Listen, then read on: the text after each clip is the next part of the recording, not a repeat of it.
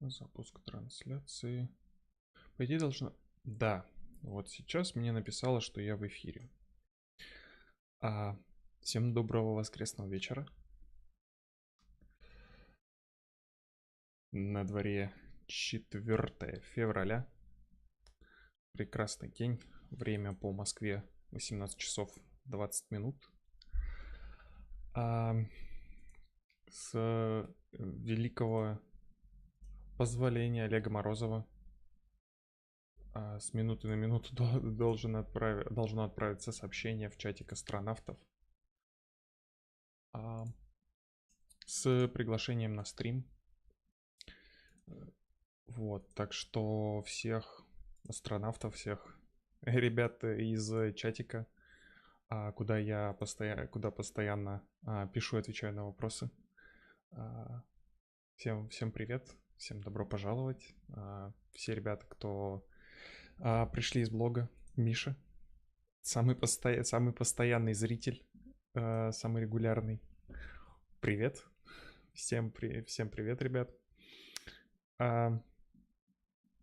Привет, Алекс. Сейчас какое-то время, наверное, стоит немного подождать народ, пока подключится. За локальный фанат, да, именно так. За это время, пока народ подключается к стриму, всем, кто подключается, привет. Коротко начну вводить в курс дела, в курс проблемы и в том, что удалось сделать за прошедшую неделю. Значит, курс дела у нас какой? У нас есть мигратор. Мы на стримах пишем мигратор. Если коротко, то проблема описывается так, что у нас есть текстовый файл версии 1. Нам нужно каким-то образом преобразовать его в текстовый файл версии 2. То есть вот наш текстовый файл, его структура может каким-то образом отличаться от версии к версии. И при его десериализации, когда мы вызываем deserialize object, у нас могут возникать исключения, ошибки, поля какие-то могут миссоваться, то есть пропускаться, не десериализоваться быть, им может проставляться значение по дефолту, либо может вообще exception кидаться на десериализации. Собственно, здесь мы в цикле этих стримов, это уже третий выпуск, чтобы не пропускать, подписывайтесь на канал и на мой телеграм-канал, ссылка в описании есть, в описании к стриму. Собственно, и на цикле этих видео мы пишем простенький open source плагин, который будет доступен для скачивания установки там через разные способы, через пакетный менеджер внутри Unity, через NuGet пакет. Ну, в общем, по-разному вы сможете это установить и использовать у себя в проекте абсолютно бесплатно, без каких-либо лицензий. Ну, то есть MIT лицензии. В общем, надеюсь, эта тулза упростит кому-то жизнь. Но здесь на стримах мы просто пишем ее, разбираемся в нюансах реализации, в том числе в нюансах реализации миграторов. На предыдущем стриме мы остановились на проблеме того, что мы хотим вызывать метод migrate на объекте JSON, то есть на экземпляре класса person_v1, и обнаружили, что здесь мы через активатор создаем инстанс объекта какого-то. Этот инстанс там имеет хэш-код 1 условно для простоты. Мы делаем миграцию, а после этого здесь мы вызывали по-моему, что-то типа JObject, toObject и вызывали вот здесь делали object type. Компиляр cast to iMigratable. Ну, пусть будет так. Мы вызывали что-то подобное. На что мы получали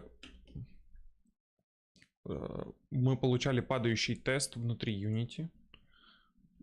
Вот здесь вот этот тест у нас не выполнялся. Ну, кстати, он и сейчас, по идее, да, вот. Потому что, если мы перейдем на error line, то мы увидим, что миграция не была вызвана. То есть метод migrate не сработал.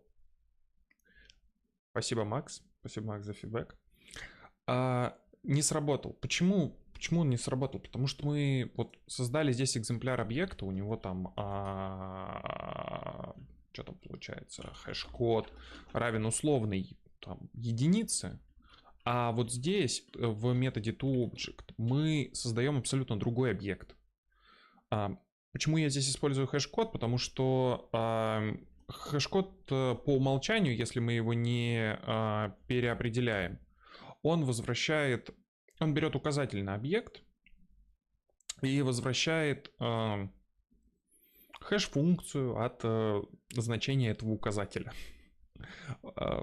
Вроде как оно так. То есть для объектов разных инстансов, для разных инстансов объектов, хэш-код у нас вернется разный. Вот. По-моему. Ну, в общем... Хотя вот этой фразой я сейчас мог ввести в заблуждение, потому что сам не уверен, что она именно так работает. Но, по-моему, она работает именно так. И, в общем, у нас здесь два разных инстанса объекта. То есть в toObject у нас из JObject создается новый инстанс объекта, новый экземпляр объекта, новый объект на памяти, на куче размещается. И мы у него вызываем метод migrate. И этот же объект, по сути, точнее, то есть, вот опять ввел в заблуждение.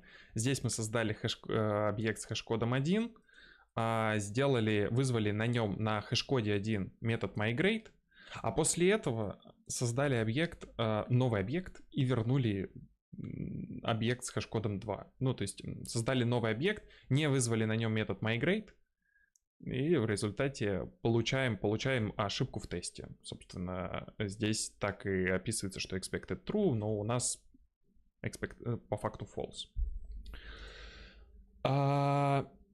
Это проблема прошлого стрима, на чем мы остановились. Тогда на стриме я сказал, что это все грустно, плохо, и эту проблему будет сложно решить, но как-то переспав с этой идеей и немножечко подумав, я придумал даже несколько способов решения данной проблемы, и один из них даже адекватный. Я написал здесь тудушки на наш стрим, попробовать, по крайней мере, хоть часть их реализовать.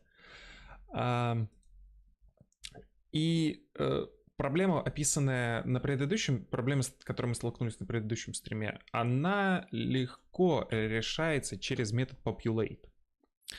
Что делает метод populate? Метод populate, то есть в десериализации, при десериализации объекта мы берем чистую стрингу и отдаем чистый объект.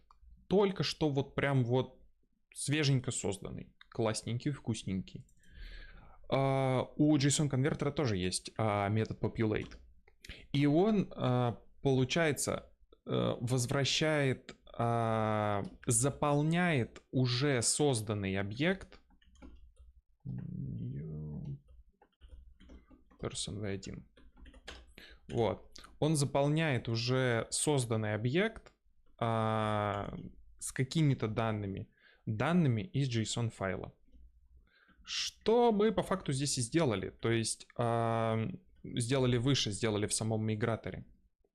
Мы взяли объект, создали его. Это пустой объект. Поскольку он создается через активатор, то, грубо говоря, мы идем в недры Силара, аллоцируем на виртуальной памяти какой-то регион, в этот регион кладем информацию о нашем хедере, кладем информацию о нашем виртуальных функциях, о указательно-виртуальные функции данного объекта.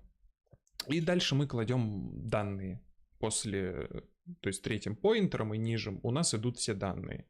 Вот в данном случае, если я все правильно помню, мы не вызываем конструктор здесь.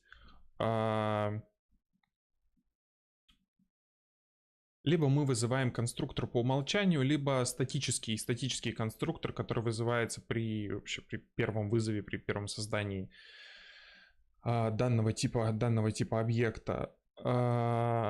Но мы здесь не вызываем конструктор.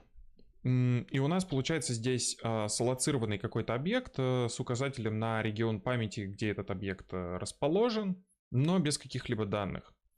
И в методе populate как раз-таки мы, грубо говоря, мы берем и заполняем эти данные. То есть мы создали объект, мигрировали, нашли его версию, запустили метод миграции, а после этого взяли данные из нашего объекта, из JObject, которые мы заполнили в методе migrate. И заполнили наш инстанс, наш target объект данными из JObject. В результате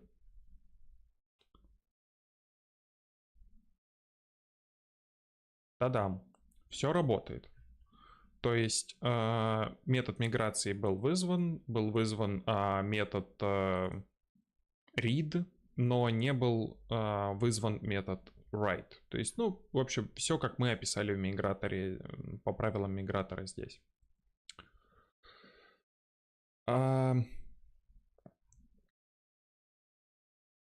Собственно, это решение, это одно из решений, но оно имеет ряд проблем и ряд недостатков.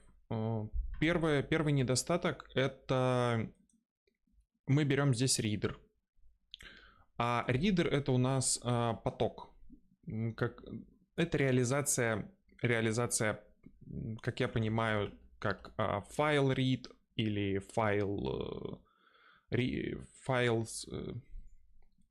stream reader, stream writer, что там еще есть, какой-нибудь бинарный, ну ладно, в общем, это реализация реализован в виде, вот бы стрим по цивилизации, как-нибудь в другой раз, Коль. Это реализация потоков, потока данных, где у нас есть набор каких-то там битов или байтов, и мы, проходясь по каждому элементу, можем их преобразовывать. Подробнее вот лучше посмотреть, я думаю, using var test new stream. Вот, stream reader и stream writer — это базовые классы. Вот базовый класс stream. Но, по крайней мере, JSON reader не наследуется от reader или writer, но реализует эту концепцию. И проблема получается в чем? Если я правильно понимаю, мы сейчас это проверим путем написания простого теста, что когда мы пишем reader, когда мы вот здесь вызываем JObject reader load, у нас условно reader имеет, получается, индекс, то есть индекс внутри, с чего ему начинать, условно на нулевой позиции, но вот после того, как сейчас JObject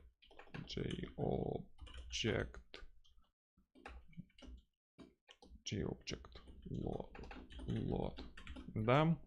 Но после того, как мы вызвали метод JObjectLoad, голова позиции, ну, то есть мы прочитали весь поток ридера,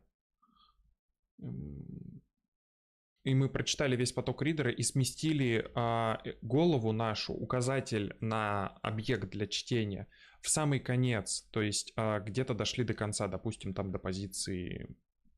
Ну, в данном случае, получается, давайте вот... Нет, здесь символов больше, чем в оригинальном JSON файле. Ну ладно, я не хочу. 1, 2, 3, 4, 5, 6, 7, 8, 9, 10, 11, 17, 18, ну, короче, 25, допустим. 25. И голова этого ридера переместилась в самый конец, то есть вот сюда, в конец строки. И если этот ридер пойдет дальше, это ведь у нас один инстанс этого ридера, который передается по всем JSON-конвертерам вот здесь. Ну, то есть, как каждый раз, когда мы вызываем deserialize-object, он берет конвертеры, по ним проходится и вызывает, собственно, методы на этих конвертерах.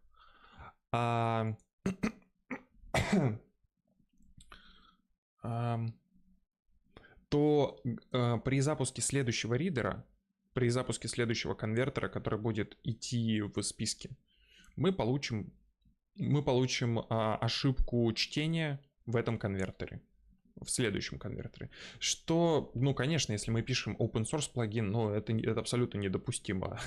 Как можно написать мигратор так, чтобы он работал только в одном единственном случае, когда у нас один мигратор?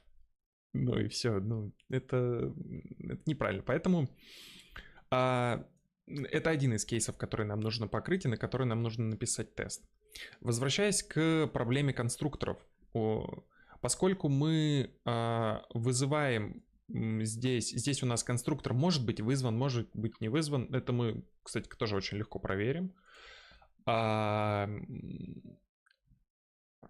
То может очень легко произойти ситуация, когда мы не вызовем какой-то конструктор, который должен вызываться. В данном случае это конструктор, помеченный атрибутом JSON Constructor. Я не помню, как он там. Давайте напишем storf какой-нибудь и пометим вот его вот таким вот образом. JSON конструктор. Вот. В данном... Можем даже проверить, как он будет запущен. Вообще он сработает или нет. Возможно, этот конструктор был бы вызван в десериализаторе или будет вызван... Нет, он не может быть вызван при методе populate. Соответственно, в данном случае мы не должны получить никакую ошибку. Нет. Default constructor not found for type. Ну, нету дефолтного конструктора. Вот. Все, значит, мы разобрались, как работает метод активатор. То есть метод активатор у нас в любом случае вызывает конструктор по умолчанию. Логично, но не вызывает вот этот конструктор. Что, соответственно, не является частью логики.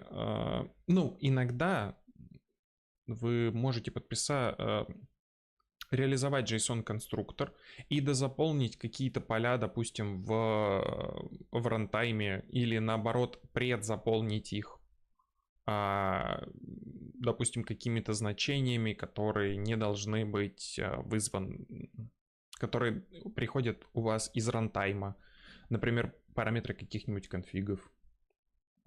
Например, некоторые значения могут проставляться из конфигов запросто. И в таком случае у нас будет вызван конструктор по умолчанию, но не будет вызван конструктор перегруза. Но объект ведь создан. А получается, что здесь мы получаем ложноположительное срабатывание. Точнее, мы получаем неправильное поведение.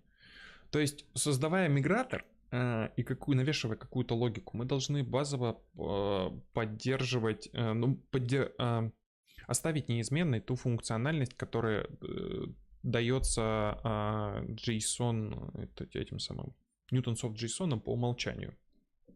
Вот. Собственно, это вторая проблема, которой нам нужно решить. Не забывайте чайку там себе наливать. У меня сегодня какой-то китайский, вкусненький, цитрусовый. Заварил себе перед стримом. Собственно, вот. И решить эту проблему, ну, как бы так сказать,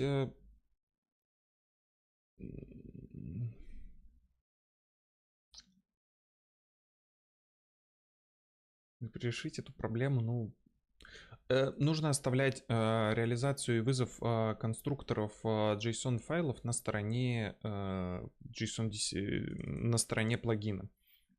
То есть идея вообще создавать объект у нас внутри, вот здесь, где он тут, вот он, да, активатор create instance, заставляет нас дореализовать всю ту функциональность, которая есть внутри JSON, Newtonsoft JSON. Это отстой. Поэтому нужно попробовать это решить. Собственно, давайте начнем. Первое, что это организуем нашу структуру все-таки больше уже в продакшн в каком-то варианте, чтобы продемонстрировать заодно архитектуру и вообще разработку, как плагин можно разрабатывать, подходить к разработке плагина. Собственно, метод мигратор, он у нас будет доступен в рантайме, то есть это класс общего пользования, которого можно будет там перегружать, наследоваться от него, делать все, что вы захотите. Поэтому он должен перемещаться в рантайм часть. И, соответственно, интерфейс, который он реализует, конечно же, тоже должен быть в рантайм части. То есть, если коротко, рантайм часть — это все то, что попадет в итоге, то, чем будет пользоваться финальный пользователь. Тест часть — это тесты на стороне плагина, которые будут проверять корректность его работы. Все. Соответственно, дальше все вот эти классы, которые создаются на стороне тестов, это дело сугубо тестов, не дело вот этого нашей вот этой миграционной части. У кого флешбеки полетели, ставьте лайк. Так, собственно, runtime namespace. Применяем правила namespace'ов. Вроде все должно работать. И смотрим, чтобы...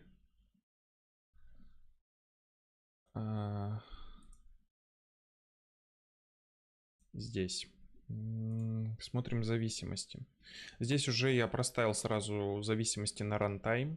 То есть у нас сборка тестов смотрит на runtime сборку и может полноценно использовать их данные, которые у нас лежат в рантайме. Так. Супер. Можем пока проставить done. Полетели флешбеки. Да. Так, вопрос от Михаила. Ну, или зависимости из контейнера нам нужны. Вот это интересный кейс. Хочется поподробнее узнать, как с таким работать. Зависимости из контейнера для того, чтобы заполнить модель.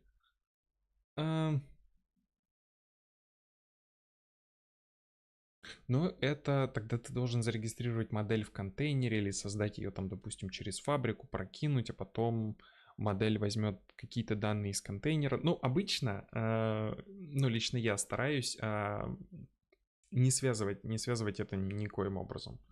То есть есть, грубо говоря, обработчик, который может читать эту модель. Есть фабрика, которая создает объект пользователя и ее, допустим, модифицирует. То есть модель же у нас доступна для редактирования. Вот условно мы создали пустую модель без данных, а потом заполнили ее, допустим, через фабрику и вернули уже заполненный экземпляр. предварительно куда-то сохранив. Так, чтобы прям зависимость саму пробрасывать в модель, но мы обрекаем себя на потенциальные проблемы с имплементацией, если мы будем шарить эту модель, если мы будем использовать разные способы сериализации и десериализации, мы должны будем... То есть, если Newton's of JSON поддерживает еще JSON-конструктор, да, по умолчанию, то в случае, если мы изменим, допустим, способ сериализации и десериализации данных, мы должны будем и это поддержать. Ну, короче, не думал тоже про DI, но потому что, наверное, считаю это не совсем правильно. Не совсем...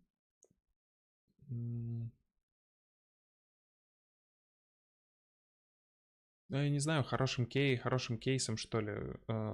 Скорее скорее это может быть кейс, который принесет больше проблем потом. Собственно, смотрим. Давайте напишем тест про конструктор кстатика. Valid JSON v1 deserialize person with JSON store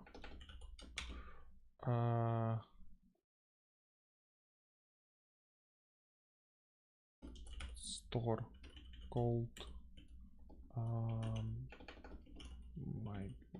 migrator called. Ну, собственно, ну ок. Значит, у нас дается также JSON с полем версии, также John Doe. Кстати, до сих пор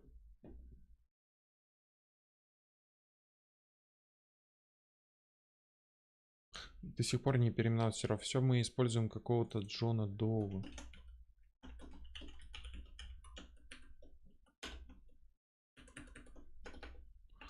Мне скоро 27 будет, так что пусть будет 27.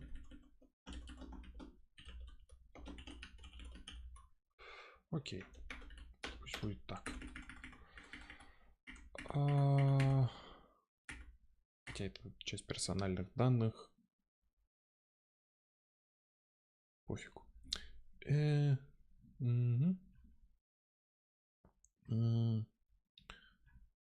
Получается...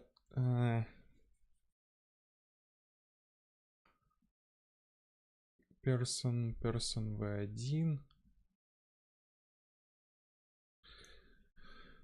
Так. Сейчас.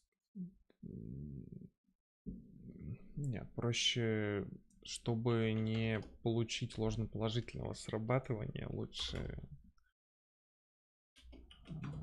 использовать public. Лучше будем использовать отдельный объект, назовем его person JSON store iMigratable migration called и здесь еще добавим non-serialized public bool is store called true.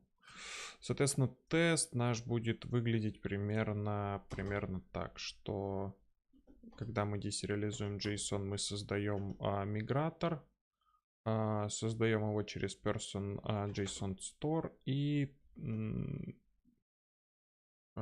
тогда мы запускаем мигратор и вызываем, ну, во-первых, ну пусть будет так, is migration called и store called. Только вот здесь we run migrator and call migrate and JSON constructor.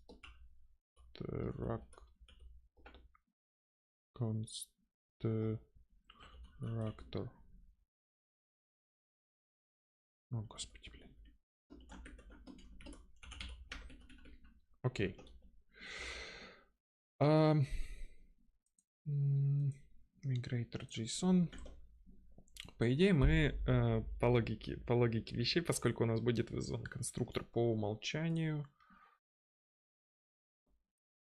мы получим здесь... дефолтный конструктор, точно. Точно. Точно.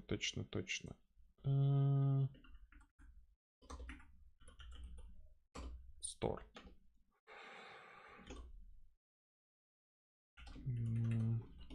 JSON Store.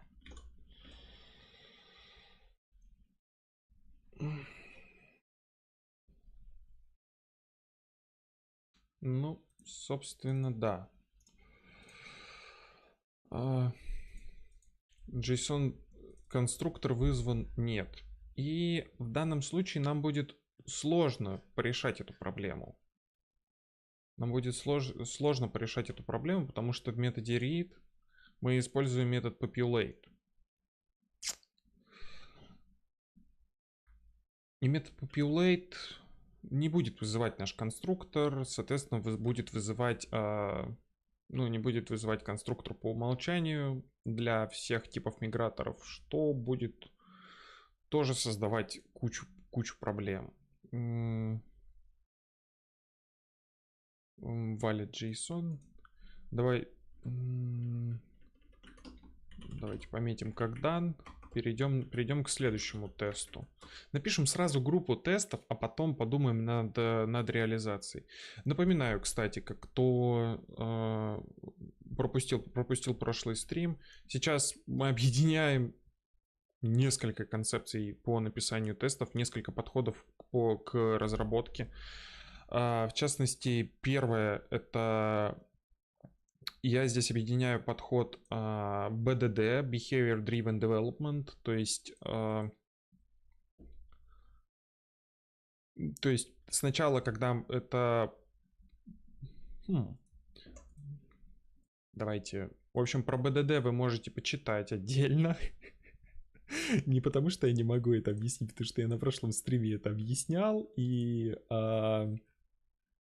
В общем, есть фреймворки, где ты сначала описываешь кейсы, тест-кейсы в формате бизнес-логики, а после этого только приступаешь к ее реализации. То есть на моменте написания теста тебе не обязательно иметь какую-то имплементацию.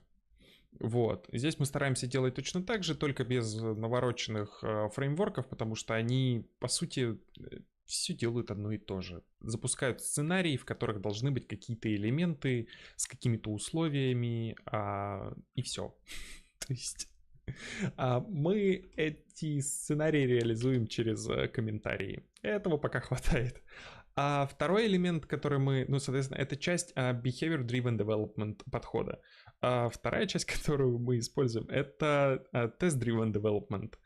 То есть и конкретно методика красный-зеленый рефакторинг. То есть, когда мы изначально пишем тест, вот мы написали тест, но он у нас красный. То есть он у нас не проходит. И у нас даже логика никакая не написана, но тест сам по себе валидный. То есть, что, это должно работать. Это должно быть, типа, мы объявляем это как частью бизнес-правила. И, собственно, сейчас мы как раз накидываем тесты для того, чтобы... И потом уже только приступим к реализации. И когда наши все тесты будут зелеными, это значит, что мы порешали все наши проблемы в объект. Мы порешали все наши проблемы. То есть, что наша наша логика, реализованная в коде, соответствует бизнес-требованиям, которые мы написали. Фух. Перерыв 20 секунд на то, чтобы налить чай.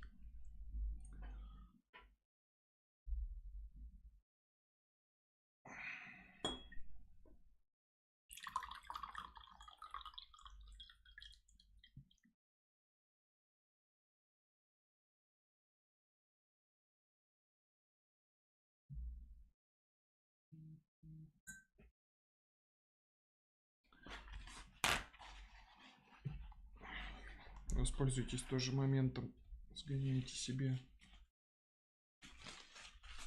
Может быть, у кого воскресенье, может быть, кто и за пивком сгоняет. Ваше здоровье.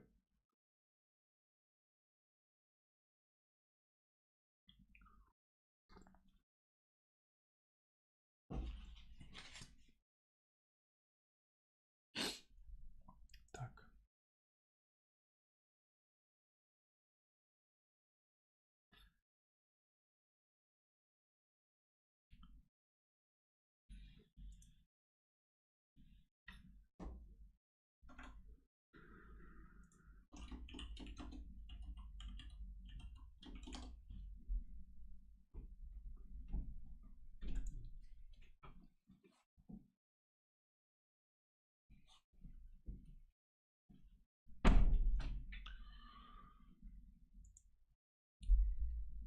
Так, перерыв закончен. Я заметил, что у меня появились световые пятна на лице. Ну,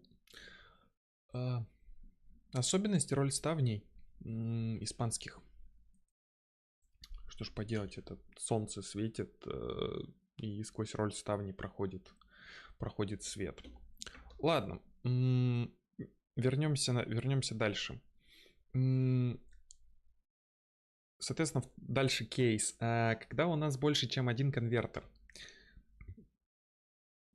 Соответственно, если мы берем valid JSON v1, try to call, пытаемся вызвать на нем deserialize,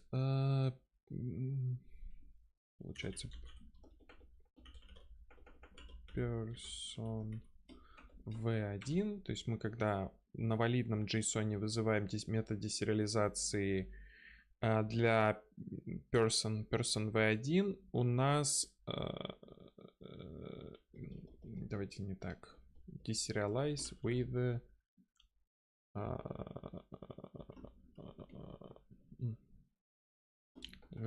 давайте сократим more than one converter success. All converters are called. Давайте так. Pass пока. Ну, проходит тест. Значит, да, описываем. По требованию, правильно, у нас есть по бизнес-требованиям у нас есть JSON какой-то на входе. Супер. Потом мы вызываем десериализацию и после этого вызываем мигратор. Мигратор 1. И вызываем мигратор 2. Только вот какой-нибудь бы мигратор бы мне создать. Есть какой-нибудь есть ли какой-нибудь мигратор? JSON конвертер. Есть ли какая-нибудь реализация встроенная в JSON конвертер? Binary конвертер, bson, regex, datetime, конвертер base, string enum конвертер. Что-нибудь мы можем из этого использовать? Data table, custom creation, конвертер, string enum, regex, expand object, entity key member, datetime converter base, bson, binary конвертер. Ладно, давайте напишем наш собственный конвертер. Public sealed class. Получается конвертер заглушка какая-то и JSON конвертер. Потенциально мы можем писать куда угодно и что угодно. Соответственно, здесь мы пишем что угодно. То есть нет никаких проблем. И здесь мы просто возвращаем текущее значение, которое у нас есть, и мы можем конвертировать все во все.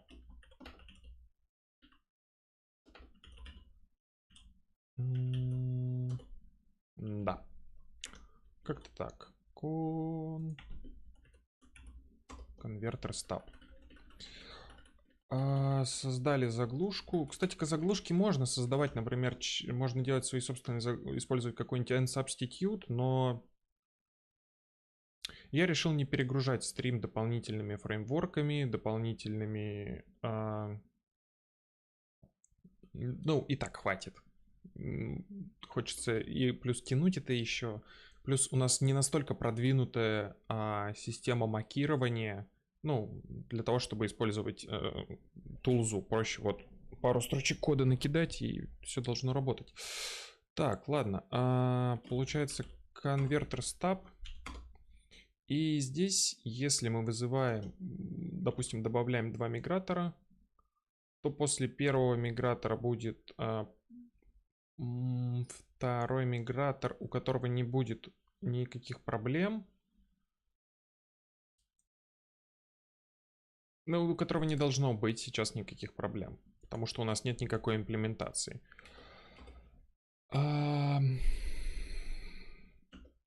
Так, значит...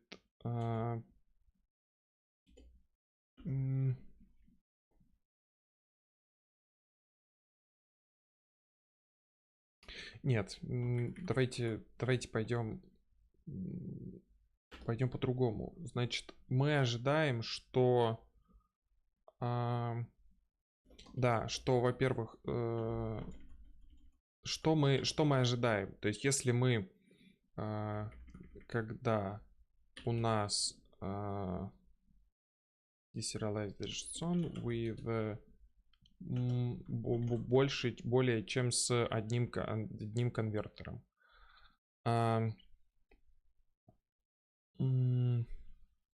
Тогда мы ожидаем, что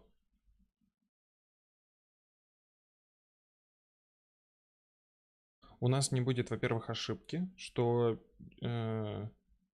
во-вторых, что у нас person будет не равен null.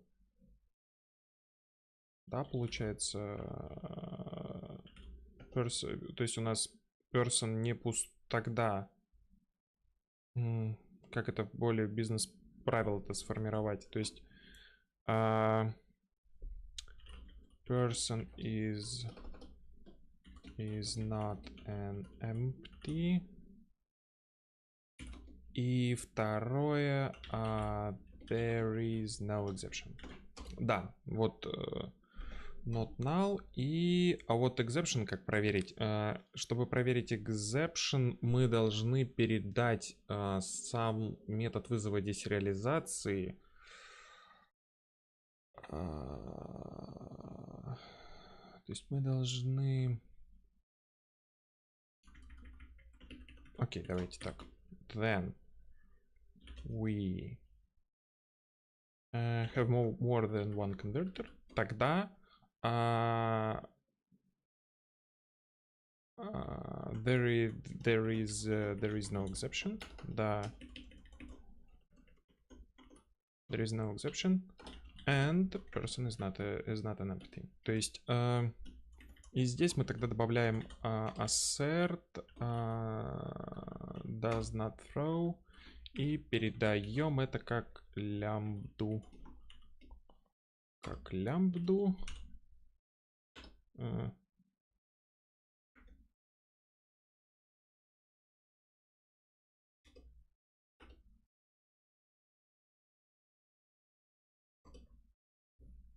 Блин.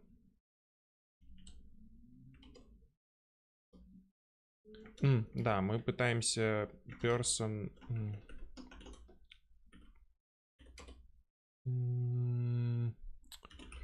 Получается person v1 person равно null. И здесь, соответственно, person... Да, мы захватываем переменную, но таким образом мы убиваем двух зайцев сразу. Окей, проверяем. Да, экзепшена нету, все в порядке до момента, пока мы не пишем, не пишем, скорее всего, вот здесь, не добавляем чтение. Вот так вот. Соответственно, это тогда не stub будет, это тогда будет пока что read конвертер mock.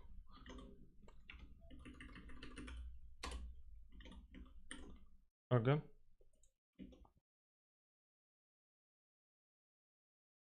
Соответственно, и если мы запустим, да, здесь мы получаем ошибку. Как раз таки ровно то, о чем я и упомянул. То есть ошибка чтения JObject из JSON Reader. Текущий JSON Reader предмет, экземпляр. В общем, да, он дошел вот до позиции 24 как раз. Это мы в самом начале стрима, я об этой проблеме упомянул. Мы как раз мы поставили JSON Reader в конечное, финальное положение. Но ничего. И при чтении следующим следующим конвертером мы получаем ошибку. Да.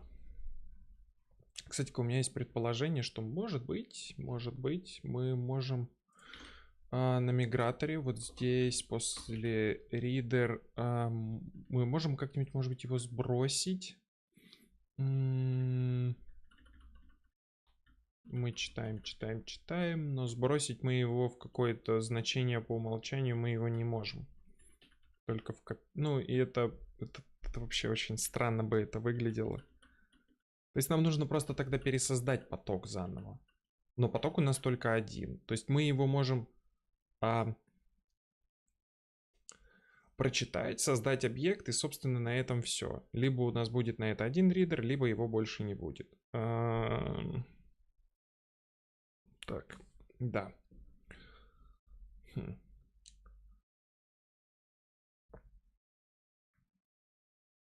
А что будет, если мы в будущем захотим использовать этот ридер в других конвертерах? Как мы можем от этого избавиться? У меня где-то вот одна из имплементаций, на которой основывается, ну, которую я беру как в пример. Она очень интерпрайзная, она очень некрасивая, она с огромным количеством оверхедов. Собственно, она мне не нравится, поэтому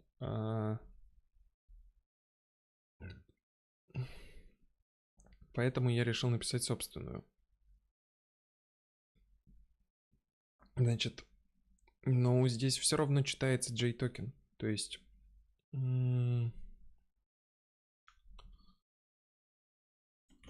как используется JSON конвертер как предлагается использовать этот класс в самом, согласно документации.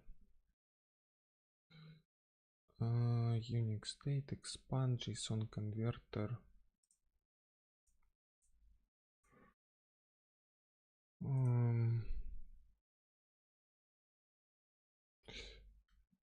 Create reader.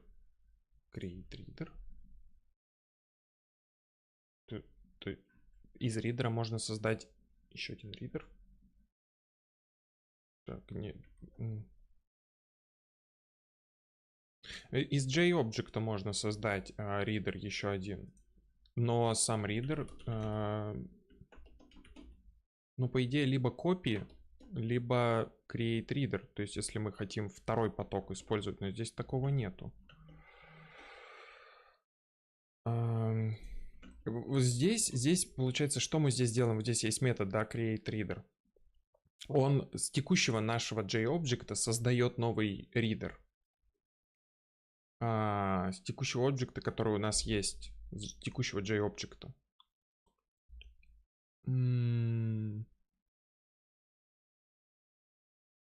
Что, кстати, тоже проблема, потому что это дополнительная как бы аллокация. То есть мы создаем еще один новый объект, записываем и пытаемся читать JObject как поток, как следующий поток. И, собственно, его мы пополняем, и его инстанс мы возвращаем.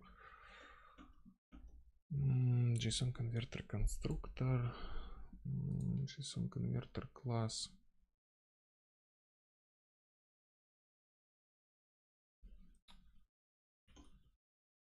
Давайте попробуем. Example. How to write converters. Вот другое дело.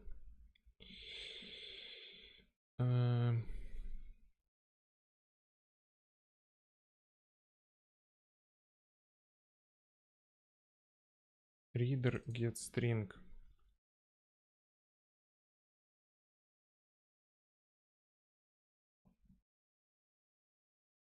Datetime offset. То есть мы получаем объект типа и пишем, парсим конкретно вот это поле, конкретно с вот этим инстансом. И все. То есть мы не читаем весь класс.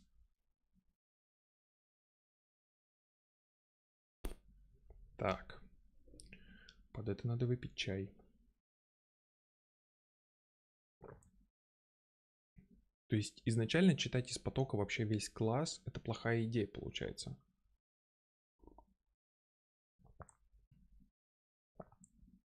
JSON Reader с потоком работает, может сделать поток и его налить просто.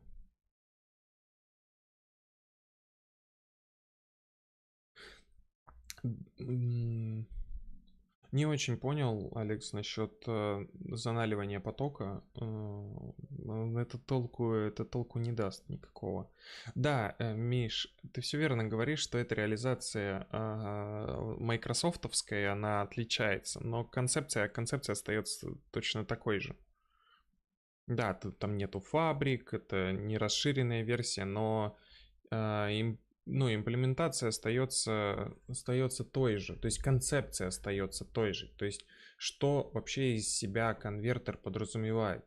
Он подразумевает преобразование типов каких-то. То есть у нас может объект какой-то, допустим, быть типом стринги, например, вот datetime offset. В модели он может быть как datetime offset указан, но в JSON это будет обычный стринг. Просто обычный стринг и все.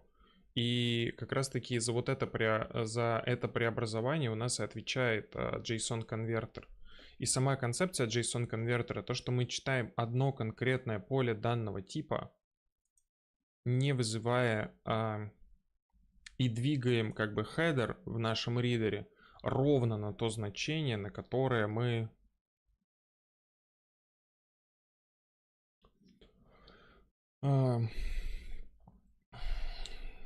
и двигаем наше значение в ридере ровно на то значение, которое мы прочитали. А здесь получается мы взяли весь ридер, прочитали все данные из него, сдвинули хедер в самый конец. Так. Ну, то есть это по концепции у нас вот эта тема, она просто не пройдет. Ну ладно, окей, придумаем что-нибудь. Случай, когда у нас больше одной migratable имплементации внутри JSON. Так.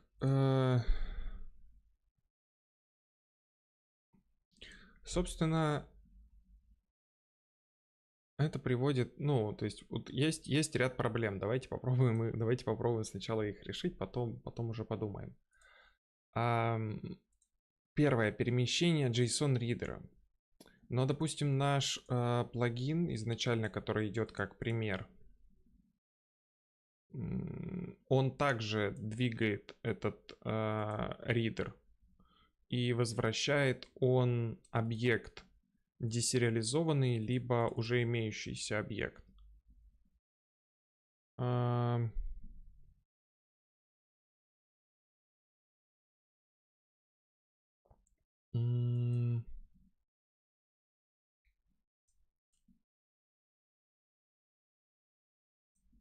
Migrated data. Migrated data.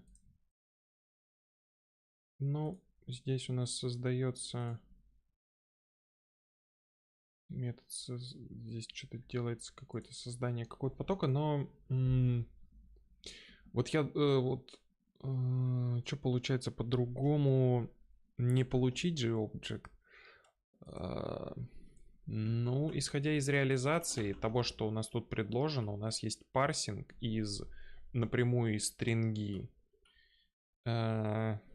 из объекта, то есть из любого объекта мы можем создать. Потом мы можем загрузить из ридера и прочитать. Но, допустим, в прочитать это мы читаем как какой-то один элемент только.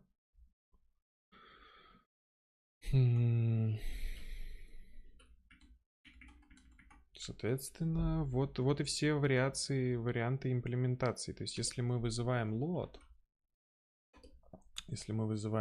то мы читаем и перемещаем. Ну да, вот. Пока нет, то мы перемещаем контент. Вот тут делаем move content. И пока у нас, да, мы не дошли до конца, мы его двигаем.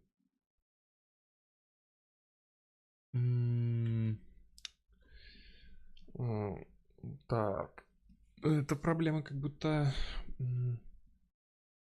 защитную копию потока полностью делать, его читать и возвращать с тем же значением, что он у нас и был. Угу. Смотрите, что мы можем сделать. Мы вот. А у нас ридер здесь передается не как ref. Давайте вот равно gobject create reader. Локальная переменная. Да, мы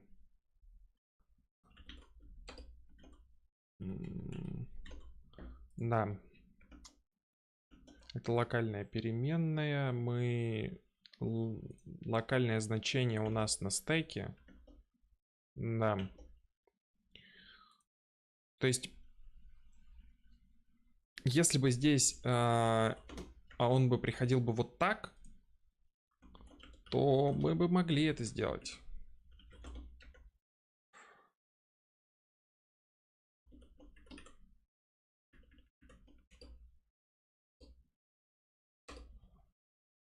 Мы бы могли создать поток и переписать экземпляр. Мы могли бы переписать экземпляр, но так у нас рефа нету.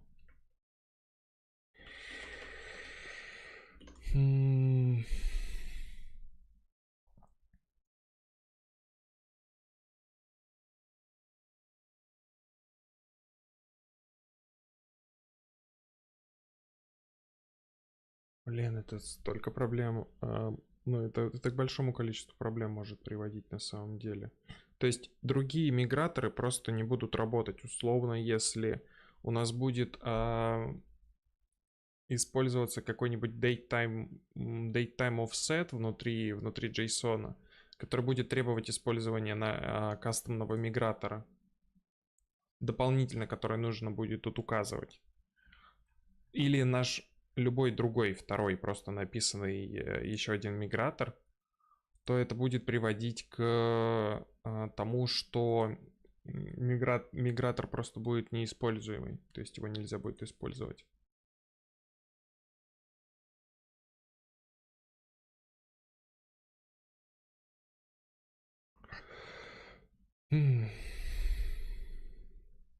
Ну, получается, в оригинальном плагине это допускается.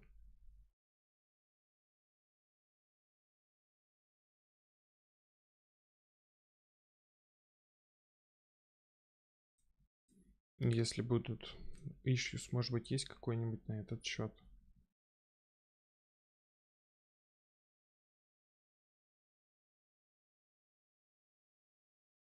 Custom мигратор, вот, наверное, вот это.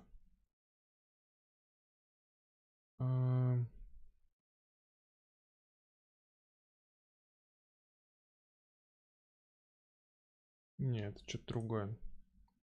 Ну, короче, в оригинальной имплементации, да. И да, Миш, без создания, то есть мы можем там, допустим, перегрузить JSON reader. Ну,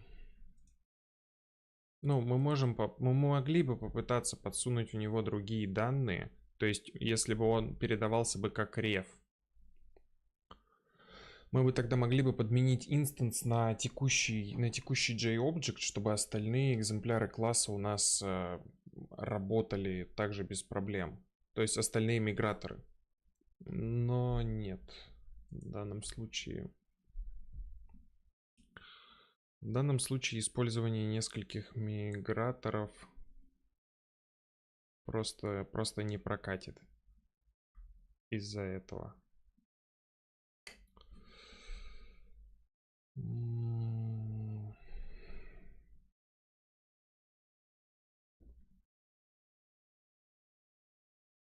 Соответственно, если и другие миграторы были вызваны до этого,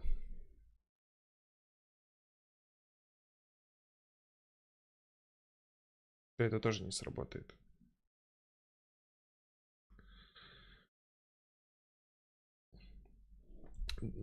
Объясняю. JSON Reader, да, это класс. В аргументах к методу он приходит в виде значения. В значении у нас указано что? У нас указано по значению у нас приходит указатель. Указатель на объект на кучу. Этот объект на куче имеет какие-то внутри у себя данные. И эти данные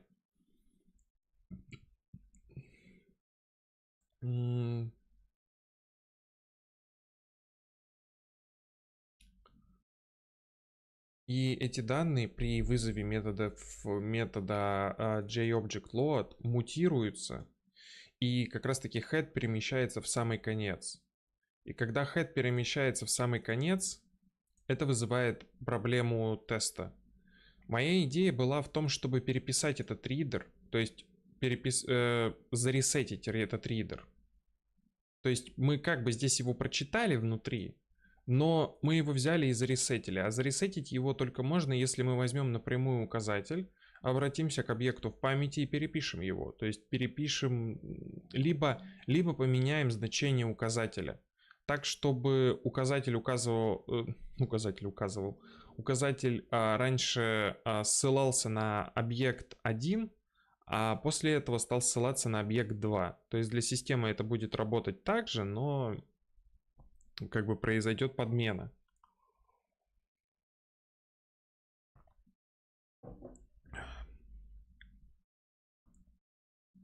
Блин. С редером мы что-то можем сделать?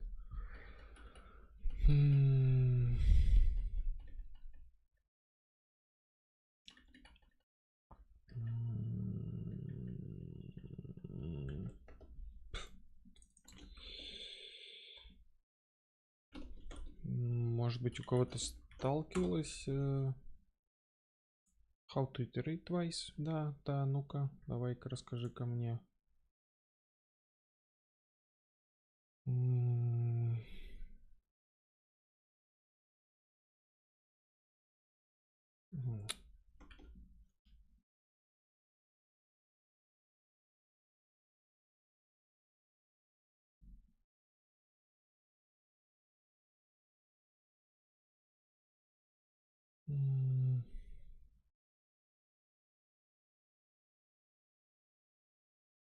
Big JSON.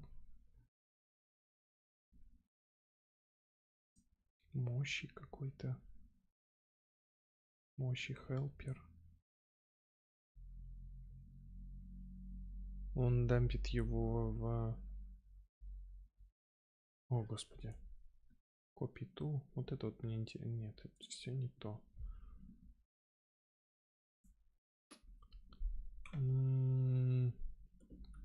Вот точно его там нельзя, допустим, как-нибудь reader copy.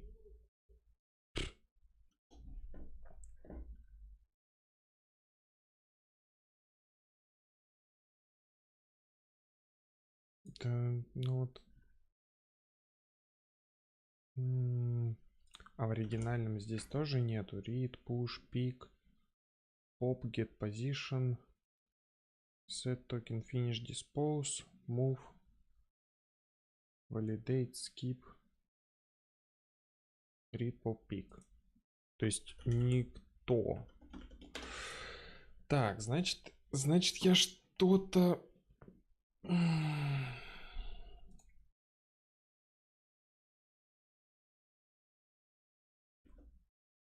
Может быть...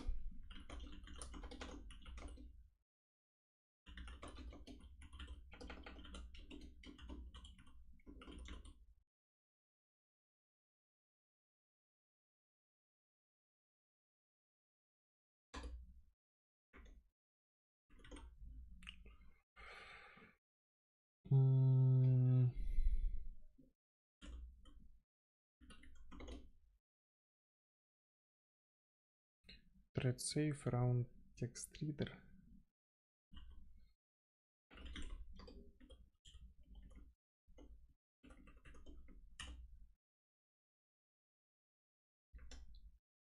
А JSON Reader это абстрактный класс. А что от него там реализуется?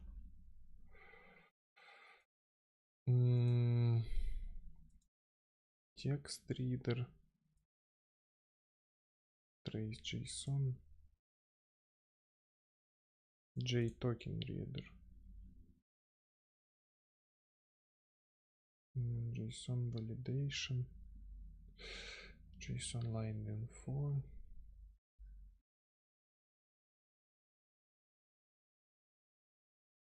Ну, JSON Validation это как раз таки для JSON схемы сделан.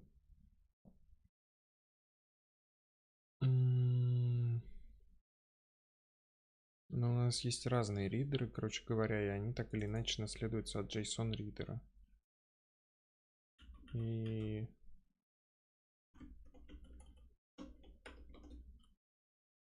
JSON reader exception, validating. Ну и, соответственно, new instance of JSON validation reader class.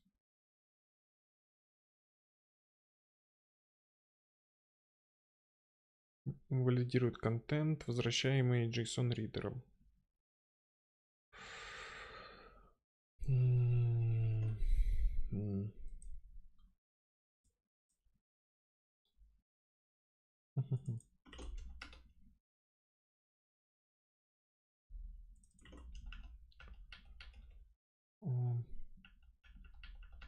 Ну да, все точно так же читается. Типа... И сам поток JSON ридера, он не может просто так взять и создаться из ничего. Блин, ребят.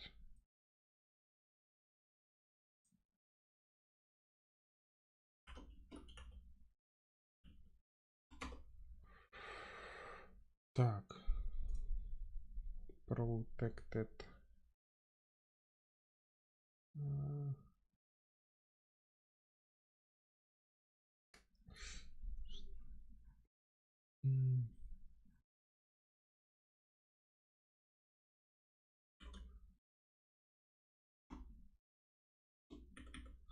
Блин, это без дополнительной защитной копии, которую мы потом дальше будем возвращать. Это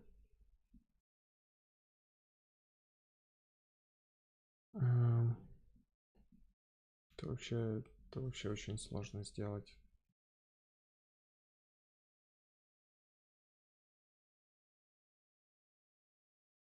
Это вообще очень тяжело сделать.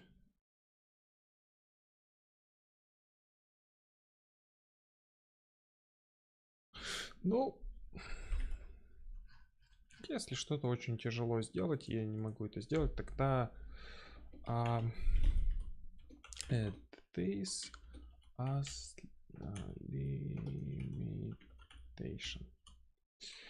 Добавим как ограничение вовнутрь. readme, когда сделаем плагин, может быть, за все остальные стримы, сколько мы еще будем его писать, наш плагин, мы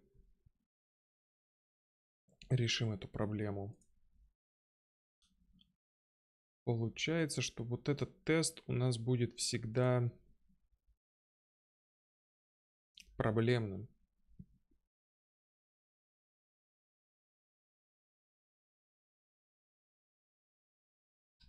Ну да.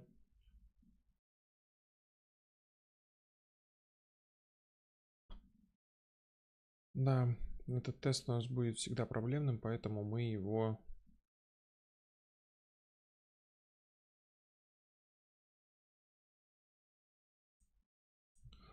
Можно как-нибудь его скипнуть пока.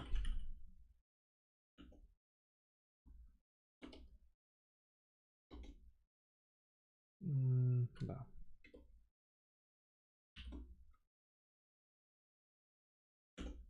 Да. Пока получается скипнем. Вот тесты помогли нам разобраться с тем, с ограничениями. Да. Помогли разобраться с ограничениями.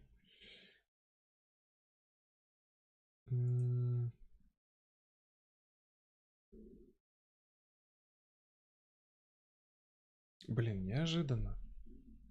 Я не ожидал, что это будет настолько проблемно. Ладно. Собственно,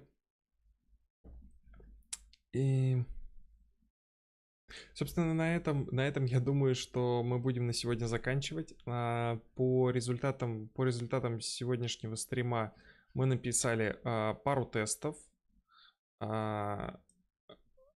и разобрались в особенностях и ограничениях нашего будущего плагина. В частности, то, что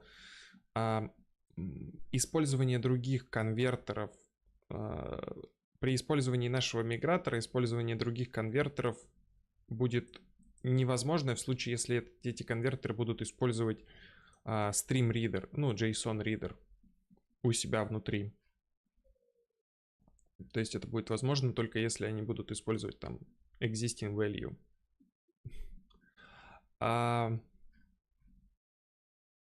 И также это мы определили вот в этом тесте, под который мы написали ignore.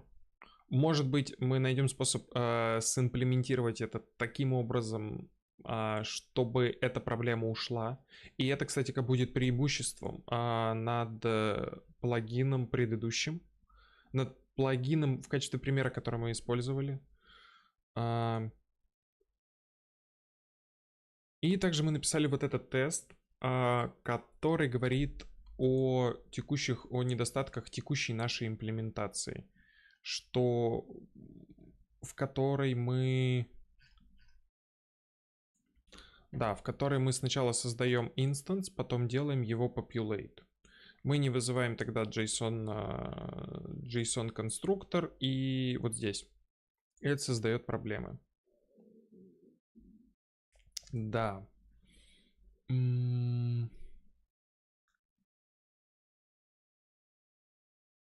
Собственно, пару тестов написали, пару моков написали. Все еще, получается, мы работаем над над требованиями и над ограничениями данного плагина. Казалось бы, вот изначально я такой планировал, да чё там, сел, JSON Object метод вызвал, да и все. То есть, что там, сел, ну, то есть, вот вся логика, то есть, она больше просто очень сложно ее написать в большее количество строк. Но с учетом того, что это нужно уместить в Newtonsoft.json, в правила работы с ним, подумать о многих вариациях использования внешними пользователями, когда у них может эта проблема возникнуть, и предоставить им прозрачное API, либо однозначно предоставить им ограничения данного API, что, мол, вы не сможете сделать то-то, то-то и то-то. Вот. В данном случае третий стрим подряд мы все еще разбираемся с ограничениями. И наваливаем тесты. Ну, собственно, в программировании оно так всегда и происходит. То есть мы получаем список требований, а потом пытаемся реализовать их с учетом всех внешних ограничений. Ох, интересно, у меня на стриме слышно, как у меня живот урчит. Вот я сквозь наушники, например, слышу. Да, ну и надеюсь, контент получился интересным. Третий раз подряд, ну, реализовываем логику. Надеюсь, контент получается интересным. Не стесняйтесь ставить лайки, подписываться на канал. В следующих стримах продолжим, на следующем стриме, дай бог, в следующее воскресенье начнем, продолжим писать имплементацию, продолжим разбираться с ограничениями. В частности, вот, например, вот с таким тоже ограничением, когда у нас будет больше, чем один migratable класс внутри одного JSON. Вот, то есть, грубо говоря, когда у нас какой-то третий JSON будет состоять из person v1 и person JSON citor. Они оба будут migratable, и нам нужно убедиться, что на них обоих, на обоих этих экземплярах будет вызван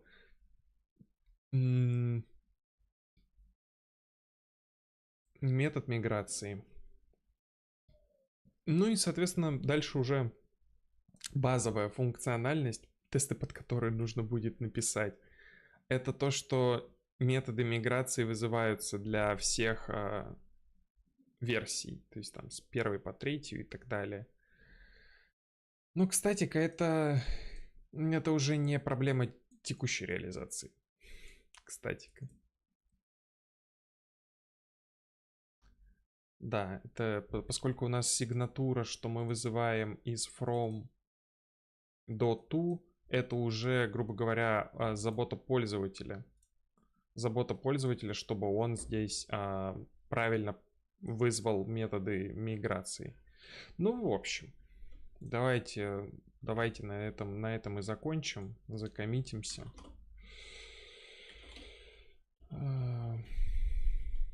Так. Ну, нормально мы так изменения сделали. За 1,5 часа стрима. Так. Да, мы выделили migratable интерфейс. После этого мы перенесли мигратор в сборку runtime. Да. После этого оставили тесты на нашей части. Написали person JSON constructor метод. Написали дополнительный мок написали новый мок с конвертером. После этого перенесли, это все старый код. Получается, переименовали наши методы, написали два новых теста под наши требования, под весь список наших требований, один из тестов которых оказался не валидным, ограничивающим нашу имплементацию. Stream 3 получается added to tests.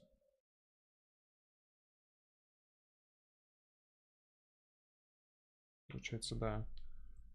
По сути, я добавил 2 теста.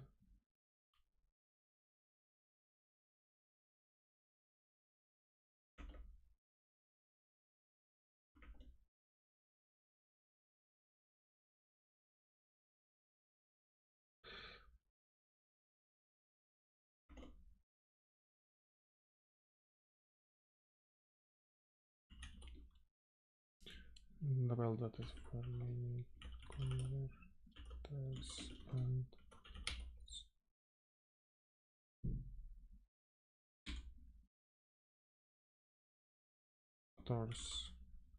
Calling. То есть добавил два теста для для нескольких конвертеров и вызова конструкторов.